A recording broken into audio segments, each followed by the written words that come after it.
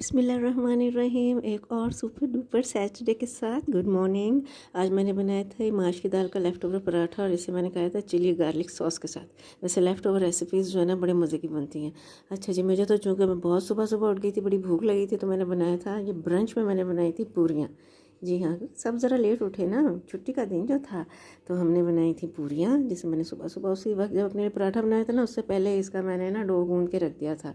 देख रहे हैं हम कितने मज़े की, कितनी फ्लफ़ी बन रही हैं। और साथ मैंने बनाया था हलवा, सूजी का हलवा, और ये है आलू की भुजिया, थोड़ा सा जूसी सा सालन बनाया था। और आज जो मैंने काम किया ना वो ये कि पुदीने की ना कुछ शाखें बची हुई थी, मैंने इस नन्हे मुन्ने से पॉट में ना लगा दी है ना, तो ये मेरी नन्ही मुन्नी से ऑर्गेनिक गार्डनिंग हो गई। अच्छा जी, तो हमने रात के लिए बनाई थी क्या भला, चिकन बिरयानी। जी हाँ, और इसमें देखिए मैंने कितने कलर्स डाले थे। तो ना मेरे भाई कह रहे थे तो बसंती बिरयानी लग रही है बिल्कुल ना, तो ऐसे वो हरी भरे से रंग हैं। और तो बहरहाल इतना था आज का व्लॉग। अल्लाह हाफिज़।